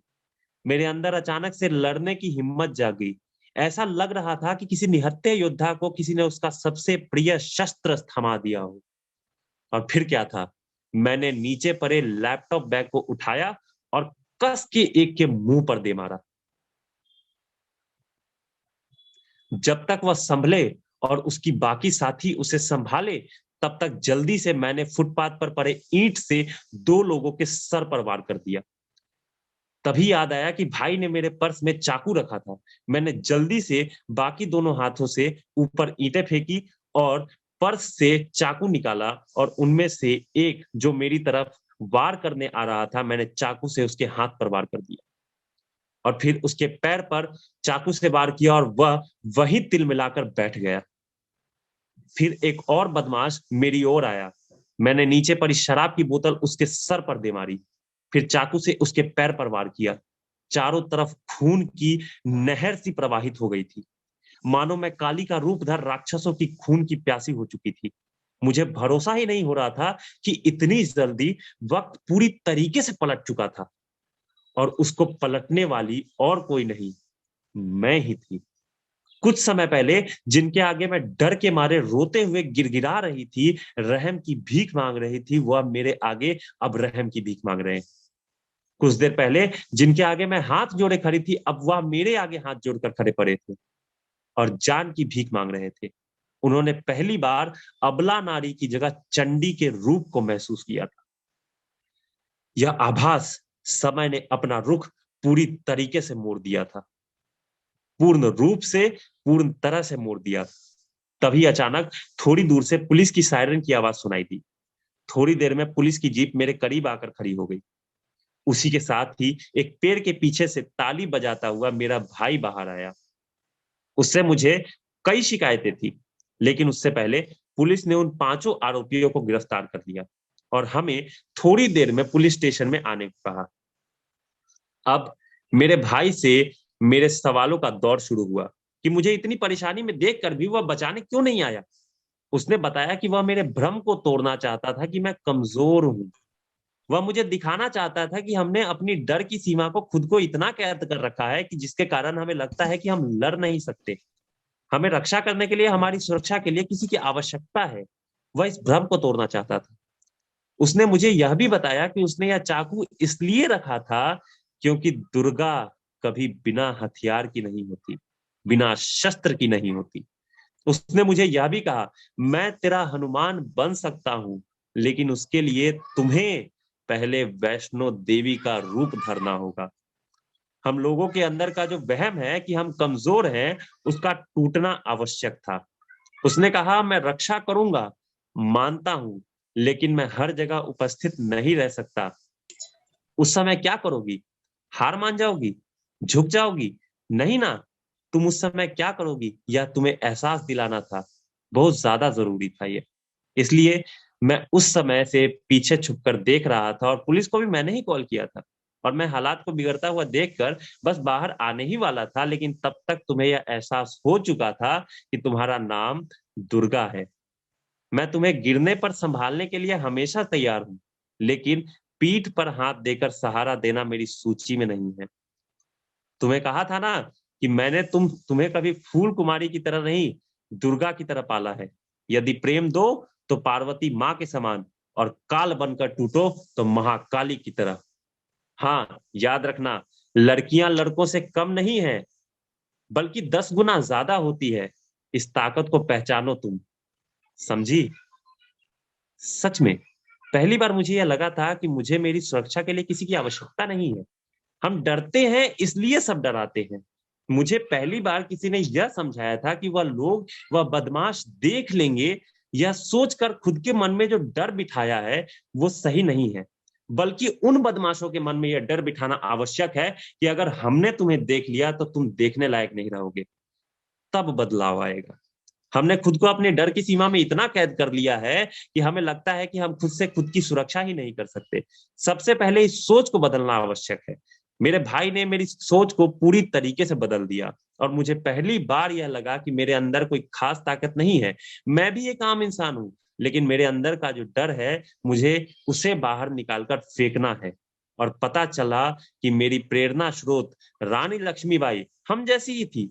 उन्हें खास तरीके से बनाया नहीं गया था, वह हमारी तरह ही एक आम इंसान थी, लेकिन उन्होंने अपने भीतर के डर को मार दिया था और अपने भीतर छुपे उस ताकत को अपने मन में प्रवाहित किया था। और हमें भी बस यही करना है। इसलिए हमारे मन से डर का निकलना बहुत आवश्यक है, क्योंकि हर लड़की में दुर्गा बसती है, जिसको पहचानना आज के समय की बहुत बड़ी मजबूरी है, और यह सबसे ज्यादा जरूरी है। बहुत बहुत धन्यवाद।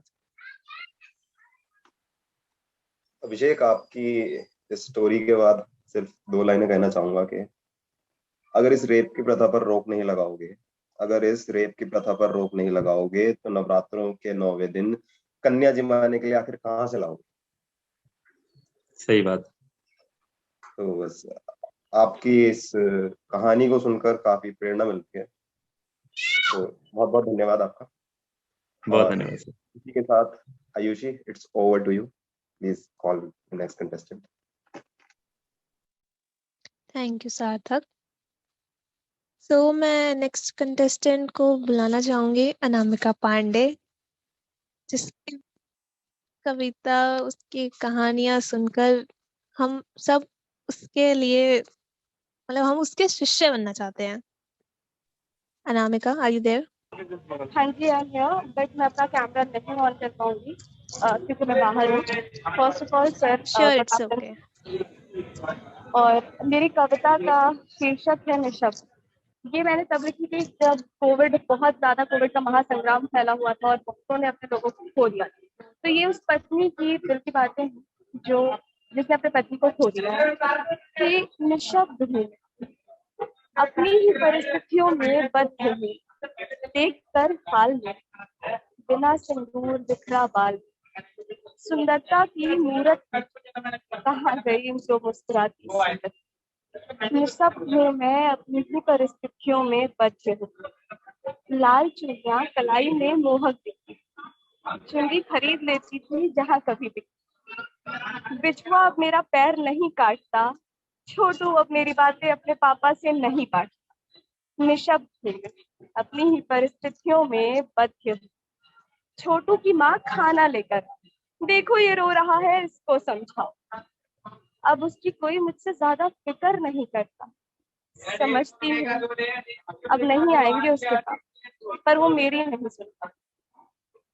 निशब्द हूँ मैं, अपनी ही परिस्थितियों में बद्ध हूँ, लेटे थे आंगन में खूब पुकारा, रोई चिल्लाई यहाँ तक किया इशारा, सफेद चादर उन्हें भाती नहीं, अरे मुझे साड़ी सफेद क्यों पहनाई, कहा ना उन्हें भाती नहीं। निशब्द हो गए, अपनी ही परिस्थितियों में बदले हुए हैं। शुक्रिया।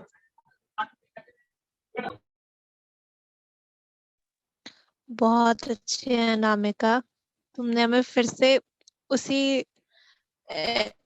मतलब कोविड के टाइम पे वो जो सीन चल रहा था, हमें फिर से वो सामने दिला दिया याद।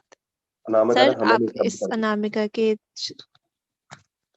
सच में, और मैं सर से पूछना चाहूंगी, सर आपके पास कुछ शब्द हैं?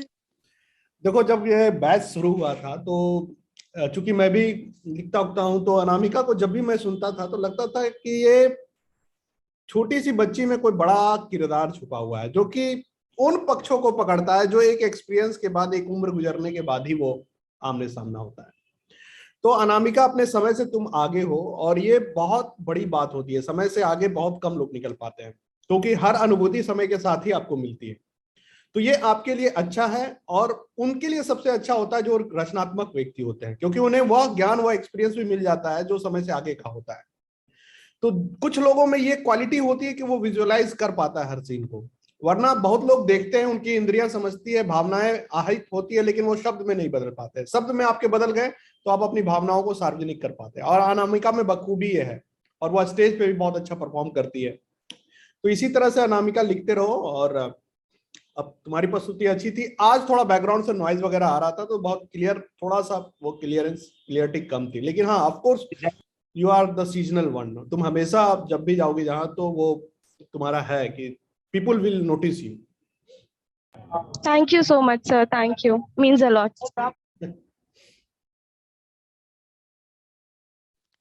तो इसके साथ ही हम अपने नेक्स्ट कंटेस्टेंट की तरफ चलते हैं।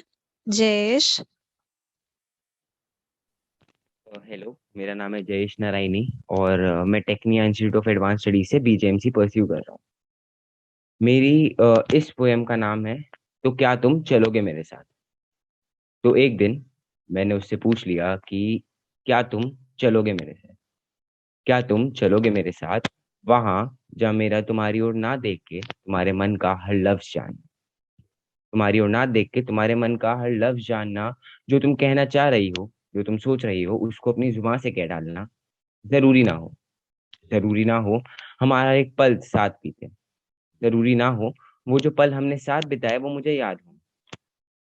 दूरी हो चाहे हमारे बीच में, मगर उससे ज्यादा प्यार हो। लड़ाई हो, झगड़े हो, मोहब्बत हो, इकरार हो, तुम चाहे हो जाओ मेरी हमेशा के लिए, मगर फिर भी तुम्हारा इंतजार हो। जहां मेरा इश्क भी कभी जिस्मानी हो, लैला मजनू जैसी नहीं, मगर हमारी भी एक छोटी सी प्रेम कहानी। जहां तुम्हें कभी तो कागजों से, जहां तुम्हें कभी तो लफ्जों से कागजों पे उतार सकूं, जहां तुम्हें बिना किसी वजह भी गले से लगा सकूं। बस वहीं जाना है मुझे, तो बताओ क्या चलोगे मेरे साथ।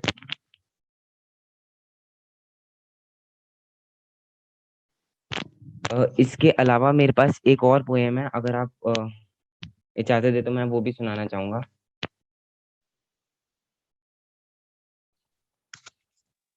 सर क्या आपकी इजाजत है? भाई, डिसीजन आप लोगों को लेना है, लेकिन हाँ जयेश, अगर तुमने इच्छा जाहिर की है तो जरूर सुनाओ। श्योर। तो इस पोएम का नाम है हमदर्द। दर्द बहुत है जमाने में, हम तो हमदर्द ढूंढ रहे हैं। इस कड़कती धूप में कुछ सर्द ढूंढ रहे हैं। कोई हो ऐसा जो मेरे मुस्कान के पीछे का वो दुख भी समझ सके, कोई हो ऐसा जो मेरे मन की हर बात अपनी जुबान से कह सके। वो जो मेरे बदन में नहीं मेरी आंखों में खूबसूरती तलाशे, वो जो हमारी हर ना में छुपी उस हाँ को पहचाने, वो जो हमारी हर कहानी हमारा किस्सा जानता हो, उसकी मोहब्बत की ना कोई हद हो, क्योंकि हम मोहब्बत बेहद ढूंढ रहे हैं। दर्द तो बहुत है जमाने में, हम तो हम दर्द ढूंढ रहे हैं। उसके लिए हम भी कुछ बुराइयों को अच्छाइयों में बदल देंगे, उसके लिए हम भी कुछ बुराइयों को अच्छाइयों में बदल देंगे। हर खुशी का तो वादा नहीं करते, हर खुशी का तो वादा नहीं करते मगर गम कुछ कम देंगे। बस वो जहां रहता है उस देश की सरहद ढूंढ रहे हैं। बस वो जहां रहता है उस देश की सरहद ढूंढ रहे हैं। दर्द तो बहुत है जमाने में, हम तो हमदर्द ढूंढ रहे हैं। धन्यवाद। बहुत प्यारा लिखा है जयेश, आपने बहुत प्यारा लिखा। तो अब मैं इसी के साथ हमारे नेक्स्ट कंटेस्टेंट को बुलाना चाहूंगी। जय सार्थक, बट सार्थक जैन। So, हेलो एवरीवन, जय श्री कृष्ण। मेरा नाम सार्थक जैन है। मैं अपने आप को जय सार्थक बुलाता हूँ just because Sarthak Jain there are so many, but Jai Sarthak is only a few. शायद मैं ही हूँ एक। तो आज मुझे मौका मिला बड़े दिनों बाद अपनी किसी कविता को सुनाने का। तो मैंने एक कविता लिखी थी। मैं लिखता रात के 3 बजे ही हूँ। उससे पहले मेरे को मतलब दिमाग में थॉट्स आते रहते हैं, बट मैं इकट्ठे करता रहता हूँ। और रात के 3 बजे किसी दिन ऐसा होता है ना कि आप फ्लो में, आप दिन में कुछ और होते हैं और रात को कुछ और। तो इसी वजह से तो मैं अपनी कविता कुछ शुरू करना चाहूंगा कि आओ तुम्हें मैं अपनी दास्तां सुनाता आओ तुम्हें मैं अपनी दास्तां सुनाता हूँ। मेरे दिल के इस अस्तर को आज अपनी कलम से सिल कर दिखाता। जो हूँ उससे तो सब मिल ही चुके हो, जो नहीं हूं मैं आज उससे भी तुम्हारा इस्तेकबाल कराता हूँ। आओ तुम्हें मैं अपनी दास्तां सुनाता। यूं तो फितरत नहीं है मेरी, फिर भी आजकल सोचता बहुत हूँ, पर यार कुछ कह नहीं पाता। और कहूं भी तो आखिर किसे और कैसे, जब सामने खड़े शीशे के दूसरी ओर वाले उस इंसान को भी अपनी ही तरह तन्हा पाता। आओ तुम्हें मैं अपनी दास्तान सुनाता। आओ तुम्हें मैं अपनी दास्तान सुनाता। ये कैसा रूप है ये तो नहीं पता, पर दिन में कुछ और रात में खुद को कुछ और ही पाता हूँ। नहीं नहीं, रूप बदलने वाला छलिया नहीं हूं मैं। हाँ, पर भक्त उस बांसुरी वाले माधव का ही कहलाता हूँ। आओ तुम्हें मैं अपनी दास्तां सुनाता। कभी सिर्फ 4 लोगों में भी खुश होता हूँ, तो कभी 100 की भीड़ में भी तन्हा रह जाता हूँ। कभी 4 लोगों में भी खुश होता हूँ और कभी कभी 100 की भीड़ में भी तन्हा रह जाता हूँ। और अपने इन अश्कों को रोक कर रखता हूँ साहब, वरना ये साले तो रोज ही कहते हैं कि आज तू रहने दे, तेरी जगह मैं बह जाता हूँ। आओ तुम्हें मैं अपनी दास्तां सुनाता। इश्क की तो बिसात ही क्या, इश्क की तो बिसात ही क्या, मैं तो दोस्ती भी शिद्दत से निभाता हूँ। बाप नहीं बनता, बस फिक्र होती है वही जताता। और मैं तो आज भी वही जंड फकीर हूँ यार, और मैं तो आज भी वही जंड फकीर हूँ यार। तुम कह कर तो देखो, इस बारी सच में मर जाता हूँ, इस बारी सच में मर जाता हूँ। और आखिर में इतना सब सोच लिया, फिर भी कुछ लिख नहीं पाता। आखिर में जब इतना सब कुछ सोच ही लिया, फिर भी कुछ लिख नहीं पाता हूँ। वो क्या है ना यार, लेखक मैं हूं नहीं और शायर मैं बन ही नहीं पाता हूँ। आओ तुम्हें मैं अपनी दास्तां सुनाता हूँ। आओ तुम्हें मैं अपनी दास्तां सुनाता हूँ। धन्यवाद।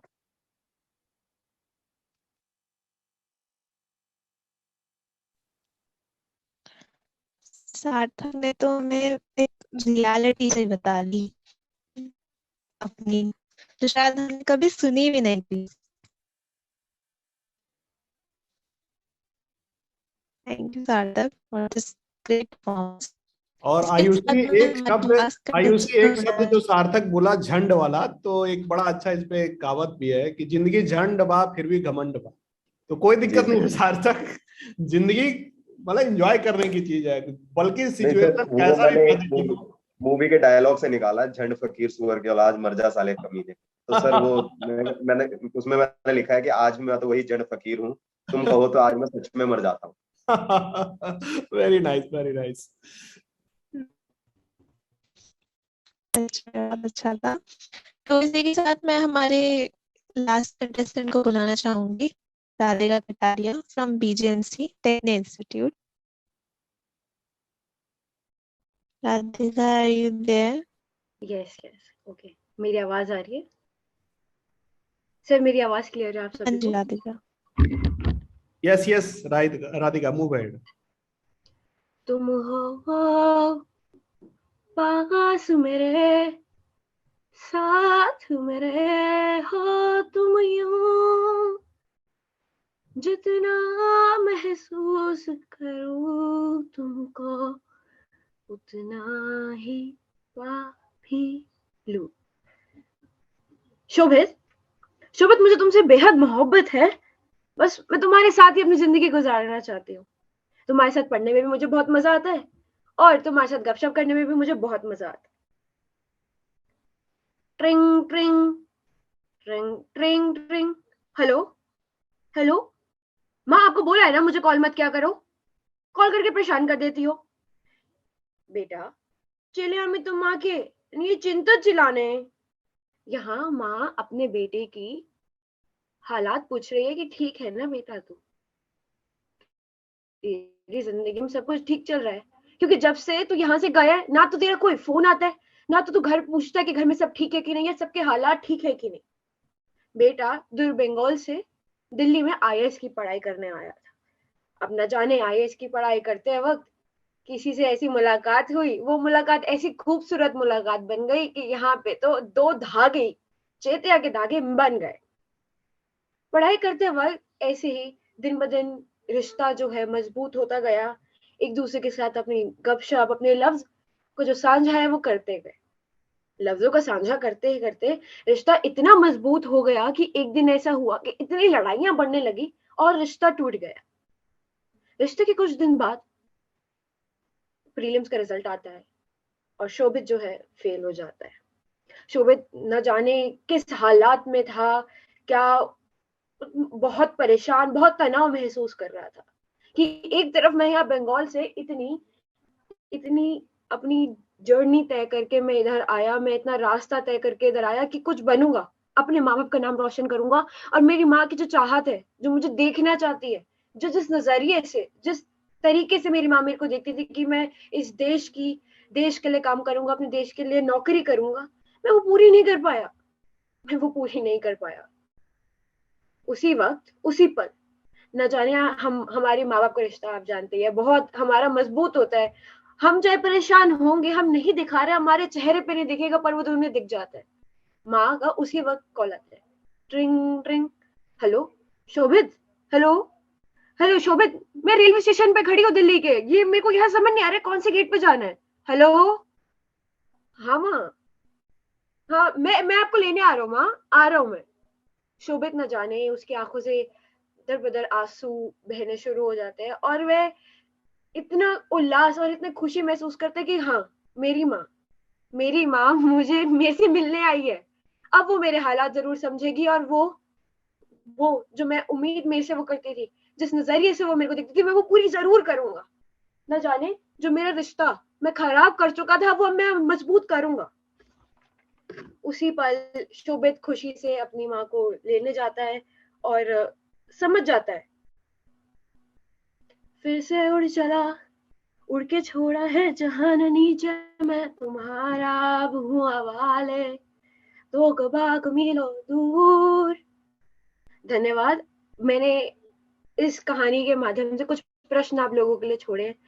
कमेंट सेक्शन में जरूर बताइएगा कि क्या वो आईएएस बन पाया था, या उसकी माँ के आने के बाद उसने क्या मेहनत अपनी ज्यादा कर दी थी, क्या जो रिश्ता जो उसका टूट गया था उस लड़की के साथ वो क्या दोबारा जोड़ा था। अपने इस सवालों के जवाब आप कमेंट सेक्शन में लिखिएगा, या अभी हम चैट बॉक्स में अगर कोई बताना चाहे कि क्या वो आईएएस बन पाया था, क्या वो अपनी माँ का सपना पूरा कर पाया था कि नहीं, बताइएगा जरूर। और उम्मीद करती हूँ कि कुछ ना कुछ 2 से 3 चीजें आपके दिमाग में जरूर आई होंगी और कुछ आपको अच्छा लगा होगा और आप जाने होंगे अपनी जिंदगी का जो हमारी जिंदगी का दस्तूर है वो आप लोगों को जरूर कम शब्दों में पर ज्यादा सोचने की उम्मीद होगी और कुछ ज्यादा जवाब मेरे को दिखेंगे यहाँ पे। धन्यवाद आप सभी का।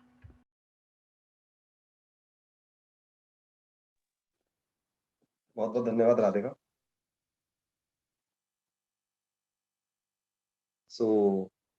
जैसा कि समझ में आता है इस कहानी कि आजकल एक इंटरनेट पर ना वीडियो काफी वायरल हो रही है जिसमें एक माँ अपनी बेटी से कह रही है कि बेटा जिन प्रॉब्लम्स को तुम अभी एक प्रॉब्लम मान रहे हो ना, अभी कुछ समय के बाद तुम उसे पीछे मुड़कर देखोगे और तुम उस पर हंस रहे होंगे। तो आपकी कहानी से भी कुछ ऐसा ही इंस्पिरेशन मिलती है कि problem for the time being एक प्रॉब्लम होती है, थोड़े टाइम के बाद वो प्रॉब्लम छोटी हो जाती है क्योंकि उसके बाद हम उसके लिए यूज्ड हो जाते हैं। तो आपने बहुत अच्छे से समझाया और जिस तरीके से आपने स्टार्टिंग की गाने से और उसके बाद एक आरजे की तरह आपने इसको इंट्रोड्यूस किया, सो that's really a great thing. तो आज के इस कंपटीशन को यहीं पर हम समाप्त करना चाहेंगे, क्योंकि ओपन माइक इवेंट हमने रखा था कि हम for not a competition purpose, हमने ये इसलिए रखा था ताकि एक संडे का दिन हम ऐसे मना पाए जिसमें सब के सब अपने अपने राइटअप्स लेके आए और एक दूसरे को सुनाए और एक दूसरे को मोटिवेट करें।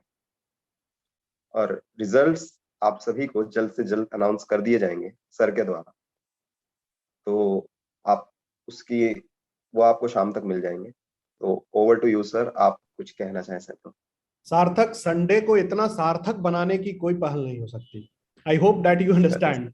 संडे इतना मीनिंगफुल, सार्थक और वो कहते हैं ना कि भव्य नहीं हो सकता है, आप लोग जितने हैं, और वो रियली में मीनिंगफुल है। और मैं ये वीडियो रिकॉर्ड किया हूँ आप लोग की प्रस्तुति, और मैं अपने यूट्यूब चैनल पे डाल दूंगा, डॉक्टर अजय स्पीक्स पे, आप लोग वहां देख सकते हैं। और सबसे बड़ी बात है कि इस तरह की पहल हर संडे को होना चाहिए। संडे ऐसा बोरिंग टाइम पास और विदाउट वर्क, विदाउट मोटिवेशन और विदाउट एनी थॉट प्रोसेस बीते, उससे अच्छा है कि इस तरह के क्रिएटिव काम करें। और आप लोग हर संडे को इस तरह से कुछ सोचिए, और जरूरी नहीं है कि मैं उसमें जज रहूं, मैं पार्टिसिपेंट भी बन के आ सकता हूँ, एज ए लिसनर भी आ सकता हूँ। तो आप लोग कभी भी करिए, तो मैं उसमें कंट्रीब्यूट करूंगा as a listener, as a participant, जैसे भी आप चाहें। लेकिन हाँ, ये काम करते रहें, ये बहुत पॉजिटिव चीज है। एक मीनिंग मिलता है इससे, एक होप मिलता है, क्योंकि 7 दिन चूंकि आप लोग स्टूडेंट हैं, आप लोग लोगों की सुनते हैं, चाहे टीचर हो, चाहे मम्मी पापा हैं, हम लोग तो सुनाते हैं। एक दिन अगर आप सुनाते हैं लोगों को, तो ये आपके लिए ऑरा क्रिएट करता है कि नहीं, I can also be a speaker, है ना, पब्लिक स्पीकर। और ये मोटिवेशन और ये एनर्जी आपके है ना लाइफ में, there is nothing but a communication. How you communicate and how you impress your feeling, you express your feeling is highly matter. तो बस मैं कहूंगा सार्थक, it was tremendous, successful program. I enjoyed a lot, and I hope you people have also enjoyed very much.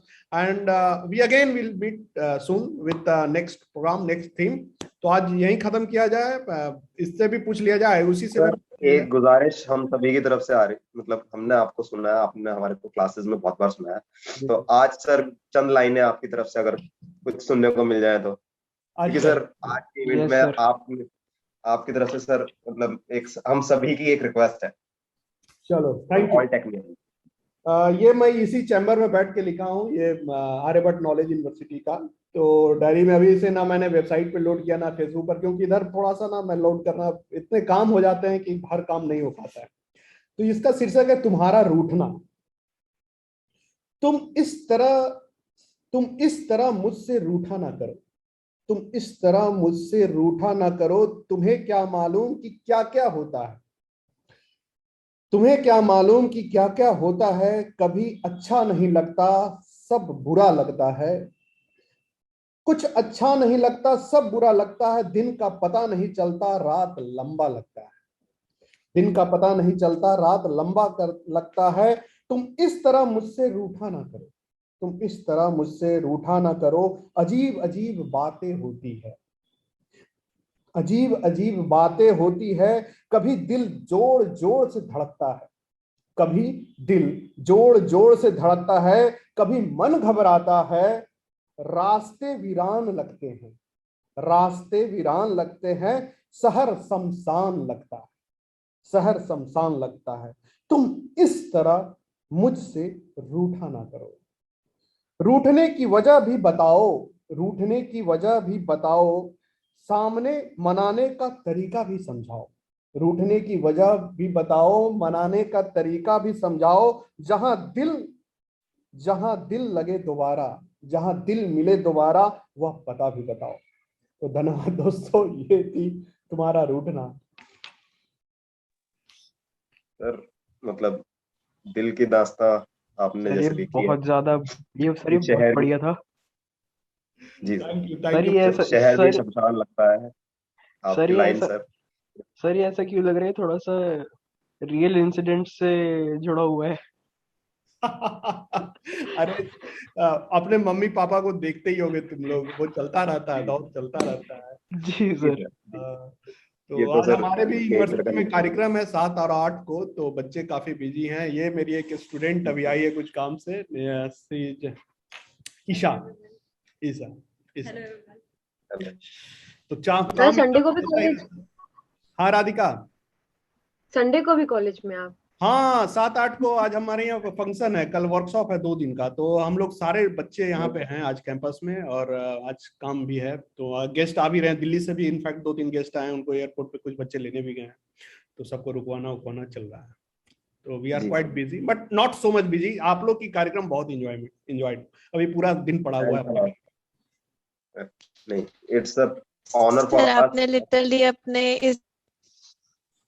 इतने busy schedule में sir आपने हमें वक्त दिया, ये इसके लिए आपका बहुत बहुत शुक्रिया। और आपके शब्द सुन के हमें इतना मोटिवेशन मिला है ना कि हमें और कराना चाहिए, हमें ऐसे टाइम वेस्ट तो बिल्कुल भी नहीं करना चाहिए। जी सर, बिल्कुल बिल्कुल आयुष जी, बिल्कुल बिल्कुल। तो बहुत बहुत शुक्रिया सर आपका, और मैं सभी का धन्यवाद करना चाहूंगा जो भी यहाँ पर प्रेजेंट है, और जिन्होंने भी अपनी कविताएं सुनाई, अपनी स्टोरीज सुनाई, चाहे वो अभिषेक कश्यप जी हो, या फिर शुभम हो, या फिर हिमांशी हो, या फिर आयुषी तो है ही, सभी का मैं धन्यवाद करना चाहूंगा आज के इस इवेंट को बहुत बहुत सक्सेसफुल बनाने के लिए, और हम सभी के साथ इतने अच्छे से कोऑर्डिनेट करने के लिए। सो अभी मैं यहीं पर वाइंड अप करना चाहूंगा। बहुत बहुत धन्यवाद व्यक्त सोसाइटी के इस इवेंट में आने के लिए, आपका धन्यवाद। Thank you sir.